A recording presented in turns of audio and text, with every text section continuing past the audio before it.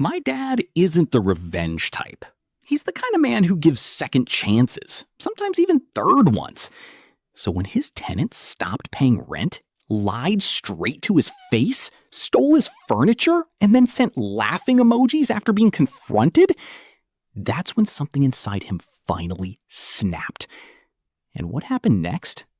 Let's just say one phone call changed everything. If you've ever been disrespected by someone who thought they'd never face consequences, you're going to love today's story. Hit like, subscribe, and settle in, because this is one of those rare moments where karma doesn't take years. It shows up the very next day. My dad has always believed in people. He's the type who shakes hands instead of signing long contracts. The type who assumes honesty before suspicion. Years ago, he bought a modest rental house. Nothing fancy, just a comfortable home meant to help support our family while giving someone else a place to live. And for a while, everything went perfectly. Then, they moved in. At first, the tenants seemed ideal. Polite, respectful, friendly smiles every time my dad visited. They spoke warmly about faith, family values, and responsibility. The main tenant was even a church pastor. To my dad, that meant something. Shared values, shared beliefs, trust. So he relaxed. No stress, no worries. Big mistake. About 2 months into the tenancy, the rent didn't arrive. No message, no explanation. My dad assumed it was an accident. He called gently. "Oh, we're just having a small financial delay," the tenant explained. "We'll sort it out soon." My dad nodded, even though they couldn't see him through the phone. "Take your time," he said, because that's who he is, a man who believes people mean what they say. But a month passed, still no payment. Now 2 months of rent were missing. You have to understand, this wasn't just spare income.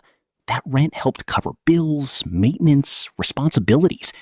Every unpaid month quietly added pressure.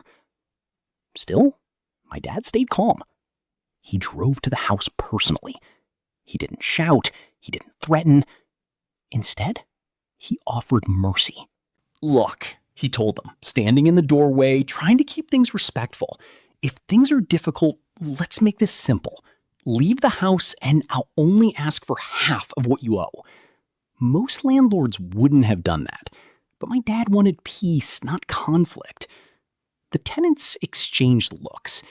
Then they made a counteroffer.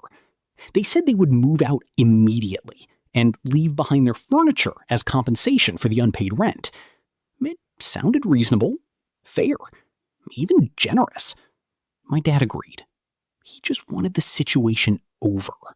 A few days later, my dad went to inspect the property. He expected closure.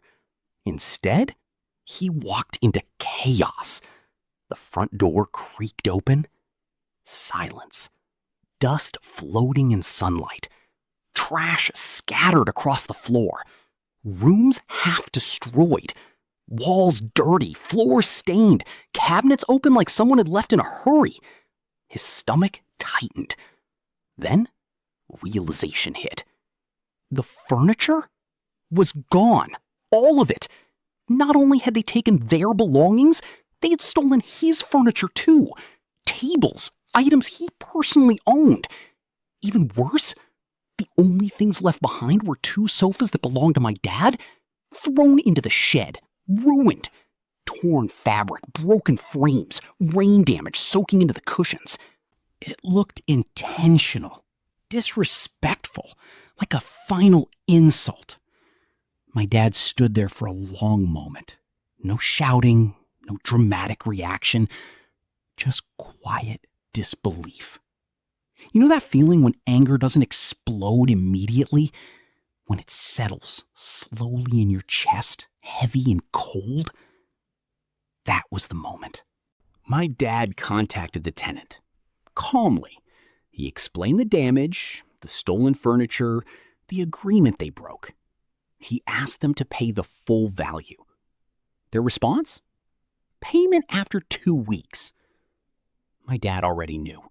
They weren't planning to pay. So he asked if they could settle sooner. That's when the mask dropped. The reply came back, "Good luck getting your money," followed by laughing emojis. Laughing. After months of kindness, after trust, after mercy. That message didn't just anger him. It disappointed him.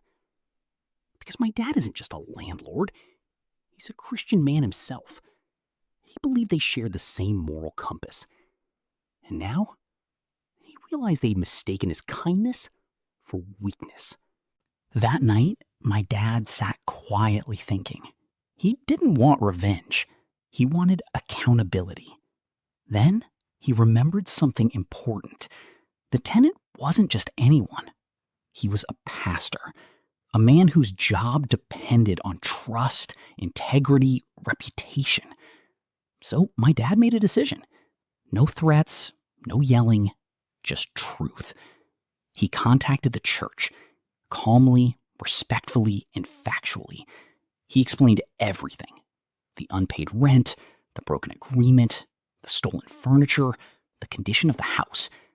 No exaggeration, just reality. The church listened carefully. They thanked him for informing them, and that was it. One conversation, one phone call. My dad hung up and went back to his day. The very next morning, his phone rang. The caller ID showed the tenant's son. The moment my dad answered, shouting exploded through the speaker. "What do you think you're doing contacting the church?" Anger, panic, fear. The tone wasn't confident anymore. It was desperate. They accused my dad of being unfair, of causing problems, of overreacting. My dad listened quietly for a few seconds. Then, he hung up. The phone rang again, and again, and again. 10 calls in a row. But my dad didn't answer. Because at that moment, he understood something.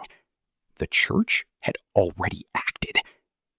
From what we later learned, church leadership confronted the pastor directly. They told him plainly, if he didn't resolve the situation immediately, both he and his son could lose their positions. Suddenly, accountability mattered.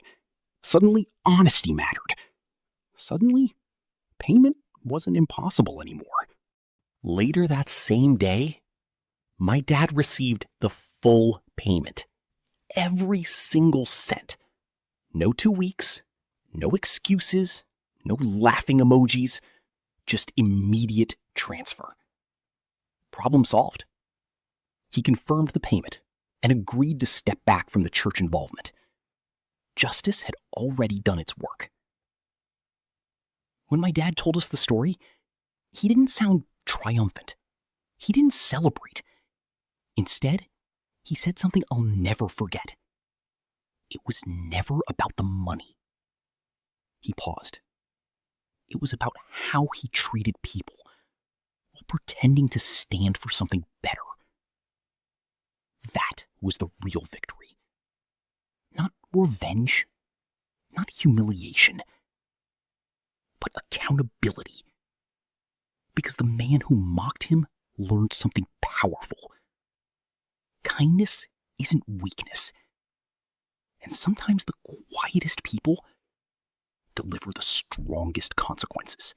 Respect matters. Integrity matters. And when someone abuses trust, karma doesn't always arrive loudly. Sometimes it comes in the form of a calm voice telling the truth to the right person. If this story satisfied your sense of justice, hit that like button and subscribe for more powerful revenge stories. And tell me in the comments, was my dad right to make that call? Or would you have handled it differently? Because sometimes revenge isn't about hurting someone. It's about making sure they can't hurt anyone else again. See you in the next story.